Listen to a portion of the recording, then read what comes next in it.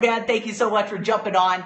So like I said, I was up early this morning. I was at the doctor's registering for my baby's little baby Olive. She's going to be here soon. I didn't get a chance to do a blog post today, so this is going to be my blog post. So you guys are going to get the goods today. And as you've seen, the post was, what's holding you back for success? And there's really only three things that if you're not having the success that you want to have, that's holding you back right now. And I want to cover that. So, for those of you that don't know me, my name is Robert Hollis Jr. I'm just a high school dropout. I dropped out of high school to try to become a professional skater. And of course, when that didn't work out, I'm not proud of it, but the people I hung around with influenced me to do illegal things to make money, and I ended up in jail. And, here I was 22 years old, no work experience, no education, a criminal background. What was somebody like me gonna do? And all I did was listen to my mentor, my life depended on it. And because of the things that I learned from him, my whole life changed. I was able to make over $1 million before I was 30. And, that's why I love doing these periscopes. That's why my blog, Robert Hollis Jr. is up, because I want to provide as much information and value to everybody that I can to either A, not end up in the situation I was in, or B, get themselves out of that situation. So make sure you go to roberthollisjr.com/book. That's a gift for all my followers.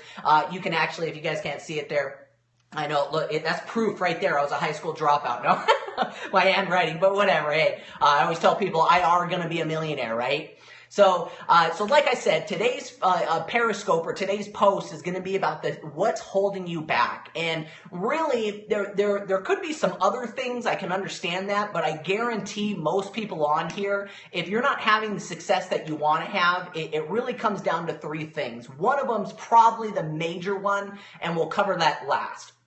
But the first one really is anger. All these things are just emotions, our limiting beliefs, the things in our heads that are holding us back. There's nothing special between me, my father, anybody out there that you see have success. I believe greatness is within each and every one of us, but it's up to you to discover that. It's up to you to tap into that potential. And we've talked about a lot of those in the past, but the first one really can just be anger. I have another blog post. If you guys haven't checked that out, it's the three things you can be doing to cripple your business or blame justifying your situation that you're in.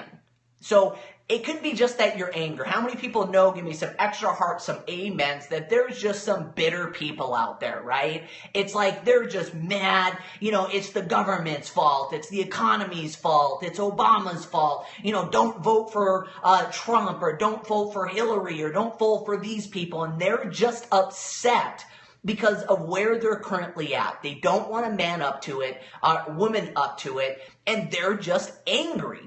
These are also the people that if anybody has massive success, I can promise you this. How many people have heard that the more successful you get, the more haters there are out there? Well, all those are just angry people. They're bitter. They really look at their situation and they're upset with it. And I want to give you guys a story. When I first started rollerblading and I actually started having success and I was sponsored, one of my sponsors was a gentleman named Colin.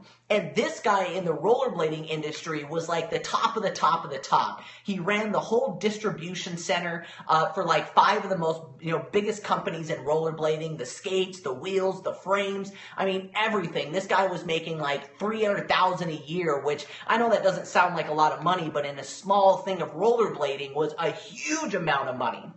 And he decided that, he was going to launch, he opened up a new distribution center. He took on everybody's products. He was doing sales. He was doing the marketing, everything. This guy was at the top of his game. And then 9/11 hit. And when 9/11 hit, pretty much I would have to say 80% of his products were in the process of being shipped from China. Now, when that happened, of course, if anybody knows 9/11, everything was shut down. Nothing was coming into the U.S. The ports were closed. The airports were closed. Nothing foreign was coming into America at the time because everybody was scared. Well, when that happened, everybody else was selling. All the other distribution centers were selling their products, and he wasn't. So since his products weren't on the shelves and I wanted to buy a new pair of rollerblades, a new pair of wheels, a new pair of frames, people were now starting to buy other people's products. And after the whole spring went by and he finally got his line in, everybody else was sold out of their stuff. Now, how long ago was 9/11? You know that this gentleman, he used to be a dear, dear friend of mine, was so angry, was so bitter. He blamed the terrorists. He blamed the China. He blamed the shipment companies. He blamed everybody because that was the reason why he wasn't making sales. And to this date, ladies and gentlemen, he never recovered. I recently got a chance to talk to him a year ago. He was still bitter. He was still angry. Years later, here was somebody that was the most successful person in the rollerblading industry because of one event got him so angry and so bitter that he's never been able to have success again. So that could be one thing that's holding you back. You're just angry. Here's another one that's really huge for a lot of people is shame. You're shameful. See, I can even talk from personal experience. One of the reasons why I didn't reach out to my mentor before, people say, my gosh, Robert, if you've got this incredible mentor like your father, you probably made $1 million by the time you were 18. No, I made really bad decisions as I was young. I ran with the wrong crowd, and I would rather just be that kid than I was shameful for what I did. I was ashamed to go to my father and tell him the situation I was in. The reason for this whole Periscope today, this training today, is because this recently happened to me. I have a dear friend of mine, and I'm not going to name his name, but he sent me a message yesterday on Facebook, and he said, Robert, I need to apologize. I'm sorry. And I said, for what? What happened? And he goes, now that I see you're doing Periscopes and you have your blog and you and your father are sharing the book, I had access to all this stuff years ago. And I never did anything with it. I didn't listen to you. I didn't apply it. And now that I see all these people starting to have success, months and months and months, I've been so ashamed to reach out to you because I was able to work with you and your dad a year ago and I squandered it. I'm still in the same position I am or even worse than I am today than I was a year ago. And I've been so ashamed to reach out to you, to ask for help again, that it's been crippling me and I'm not having success. So I want to ask a lot of people that are in this situation. I think it's a big reason why some people may jump from company to company, or they maybe look for another mentor. They maybe look for another situation because they're just ashamed of where they're at. Here's another one. You got to ask for help, guys. You have to. You got to have a mentor. You got to have a coach. And some people are bottom line just too ashamed to say, listen, Robert, I don't got enough money in the bank to cover my bills. I'm struggling. I'm in debt. I don't like my job. Can you help me?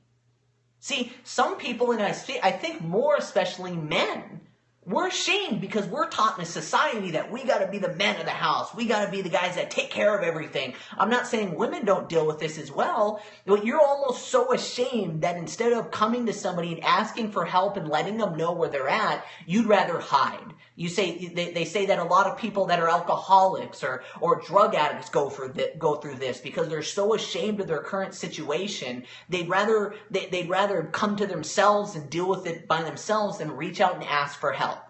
So you got to ask yourself are you angry? Are you ashamed from where you're at? Because if you're dealing with that, it is crippling your success, ladies and gentlemen, like you do not even understand. And you got to be able to reach out to somebody and ask for help. And the third thing, and I really honestly believe, and we could go on probably for another 45 minutes on this one alone, is fear. See, I saw a post the other day and it says the unknown is the most stressful feeling in the world. So you could have fear of a lot of different things. I think the biggest fear is ourself. Do I have what it takes? See, a lot of people are just so afraid to say that they just started their own business and they watch some training. This is proven training. Do you think it's by accident that, I'll give an example. My father's taught 46 people to make $1 million in 7 different companies.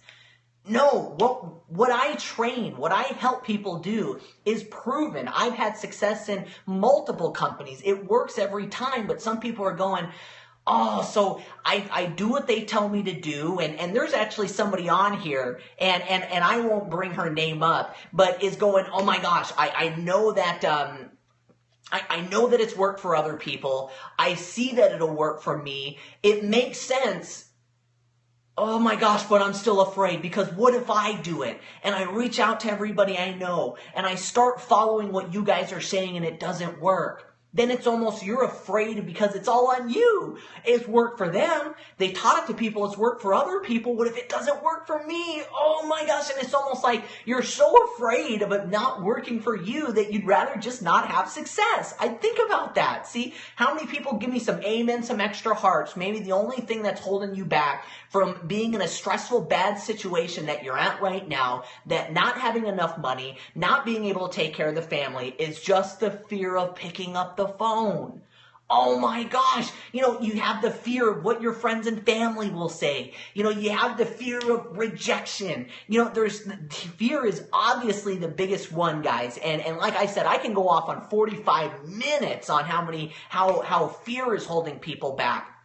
But I always like the acronym is false evidence appearing real. See, what's the worst case scenario? People fail all the time. Who cares? I want you to go find one person that has success, that has what you want. If you guys haven't done so, go to roberthollisjr.com and subscribe to me, and I'll give you guys a free gift. And I really go into this whole thing of fear and failure it's like a long, probably like a 30-minute topic just on this. But I say this in my training is, who do you know? Who do you know right now that you look up to, that you're inspired by, that's changed the world, that's written in the history books, that had it easy? Nobody. Whoa. Did you guys catch that? Not one person can name me somebody, wow, I really look up to this person. He's really made a difference in the world. And this woman has never had any struggles and never failed, and it was always easy for them. See, so you want to be like them, you want to do things like them, but you have to understand that failure is part of it. Failure is just part of it. You got to get over that. The fear of rejection, who cares? You guys know that I've probably had more people tell me no this week, and it's Tuesday, than some people have said no all year. So you got to get over that, guys. So if fear is one of those things, you can reach out to me personally. Go to roberthollisjr.com, fill out the work with me button, and I can either point, guide, and direct you to some things, or maybe we can talk about your fears, because really, I look at it as, as silly as this, if you could really mentally picture this in your mind, is, think of the little girl or the little boy that's sitting on the high dive.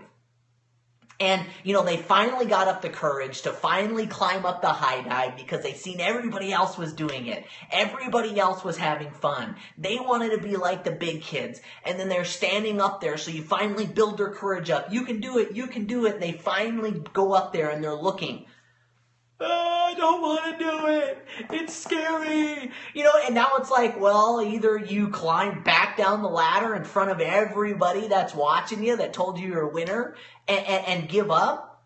Or when they finally do it, if anybody's ever seen a little person, yeah, I can just call them that, jump off a high dive, what does 99% of the kids say when their head pops above water? Again, that was fun. Why have I been sitting here watching all these kids have fun for all this time when all I had to do was just jump? It wasn't that scary. It wasn't that bad. So guys, I'm telling you, I was afraid to pick up the phone. I know what it feels like, but you just got to go out and do it. I've talked about this on a lot of other my periscopes is, we look back on our lives and all the regrets. I did a whole periscope on this. You can watch it. What's your biggest regrets in life? And it's not the things we failed on. It's the things we missed out on. The things we didn't do. I can tell you one thing. If you try this, If you pick up the phone and have people tell you no, if you go ahead and try to live your dreams, go out and try to chase your dreams, and you fall flat on your face and you fail and you suck and everybody tells you no, you're never going to look back on your life and go, oh man, I wish I would have never did that. But I can tell you one thing, if you sit on these periscopes every day and you keep watching people in your company get on stage, and you keep watching other people change the world with their books and inspire other people with their success, I will guarantee you one thing, you're going to be on your deathbed one day and go, gosh, what if I could have pulled it off? What if I would have just listened to him? What if I just would have got over my fear and tried, and I could have made a difference in my family's life?